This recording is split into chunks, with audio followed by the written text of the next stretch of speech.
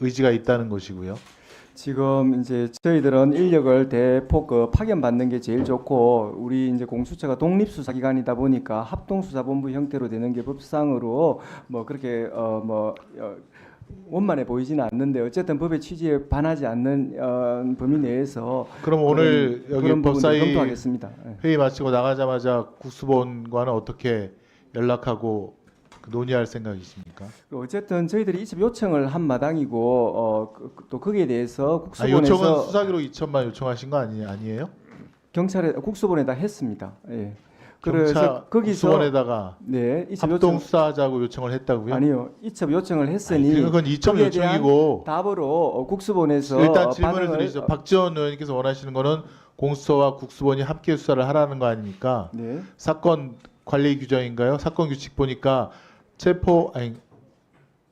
그러니까 압수수색 영장은 특히 통신 내역 영장도 경찰이 신청해서 공수처가 청구해서 법원으로부터 발부받을 수 있다는 거고 네, 그렇게 협조하면 되는 거고 다만 인신구속에 관한 체포라든가 구속영장만은 공수처가 독자적인 네. 이름으로 해야 된다 지금 그렇다는 거죠. 네, 그렇다면 아까 구속 수사를 원칙으로 하고 윤석열 대통령에 대해서도 출국 금지 지시 및 영장 청구까지 다 염두에 두고 있다라고 말을 했으니 국수본과 잘 협의하면 합동 수사가 가능할 거로 보이는데 그거를 지금 나가자마자 어떻게 논의를 할 거냐고 제가 지금 묻는 거 네, 아닙니까? 그런 부분 검토하겠습니다. 예. 검토를 언제까지 바로, 해요 지금? 예, 그런 부분 협의를 하겠습니다. 예. 그러니까 나가자마자 협의를 하겠다는 겁니까? 네, 네.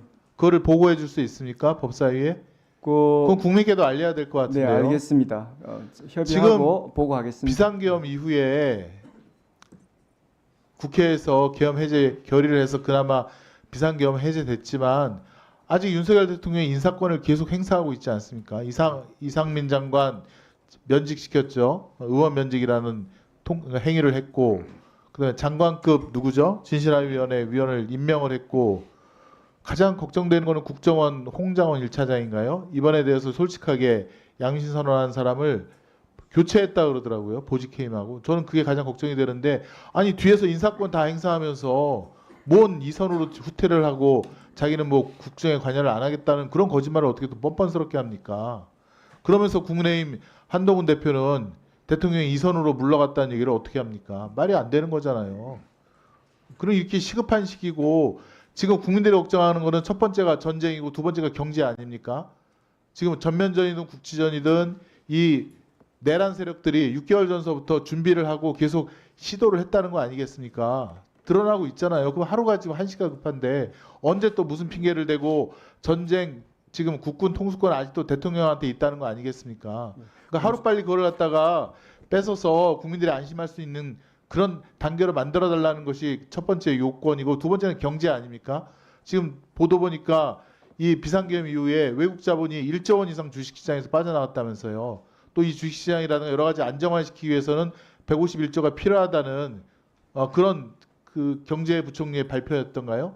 그런 발표가 있었는데 국민들은 안 그래도 경제가 어려워서 하루하루 먹고 살기 힘든데 이 비상계엄령 난동으로 인해서 내란으로 인해서 지금 더 어려워진 거 아니겠습니까? 또 해외 정상들도 지금 윤석열 대통령 안 만나겠다는 거 아닙니까? 이런 대통령 어떻게 만나느냐고 범죄자로 취급받는 대통령을 그럼 지금 대한민국의 외교라든가 이것도 다 멈춰 있는 상태인데 여기 세 분들은 도대체 그런 거를 알고 계시는 건지 그런 다급함이 있는 건지에 대해서 좀 공감을 해 주시기를 바라고요. 한 가지만 여쭤볼게요. 우리 비상계엄을 지지하지 않는다. 국민의 몇 프로가 지금 지지하지 않는지 알고 계십니까? 혹시? 처장님 알고 계세요? 뭐 상당히 대부분 지지를 하지 않고 반대를 하고 있는 걸로 알고 87%라고 있습니다. 나오고요. 지금 윤석열 대통령 지지율이 몇 프로인지 압니까? 장관님은 법무부 장관님 혹시 아십니까? 조금 전에 말씀을 하신 것 같은데 예, 몇 프로라고? 10몇 프로라고 그러신 것 같은데 11%. 11%. 근데 오늘만 조사한 거는 한 자릿대랍니다. 계속 떨어지고. 윤석열 대통령이 국민을 버리니 국민이 윤석열 대통령 버린 겁니다. 저도 웬만하면 씨라는 말을 안 붙이는데 정말 윤석열 씨가 됐습니다. 더 주십시오. 이런 현실을 좀 세 분께서 좀 인식하셔서 세 분은 각 기관의 수장이기도 하지만 또 지금까지 법률적인 일을 30년, 40년 가까이 해오신 분들인데 여기서 의원들이 말하는 질의를 하면 어떤 해석 문제라든가 이런 거 하실 단계가 아니지 않습니까? 세 분은 경륜이 있으시고 국민께 안심을 시켜드리고 또 30년 이상 법조에 종사한 사람으로서의 어떤 이런 대안도 제시를 해주셔야 되는 거 아닙니까? 지금 중복시청에서 기각했다는 얘기를 어떻게 여기서 처장이 그걸 이해해달라는 얘기를 어떻게 하십니까? 행정처장님께서 뭐 이런 사태에 대해서는 우리는 이렇게 생각을 하니 이렇게 한번 이끌어 보겠다라는 그런 말씀을 해주셔야죠. 그래서 국민을 안심시켜야죠. 전쟁 안 날 것이다. 경제 다시 회복할 수 있다. 우리나라 국격 다시 예전처럼 돌릴 수 있다라고 하셔야죠. 지금 10대, 20대, 30대까지 지금 광장에 나와서 이 추운데 계속 탄핵을 외치고 있습니다.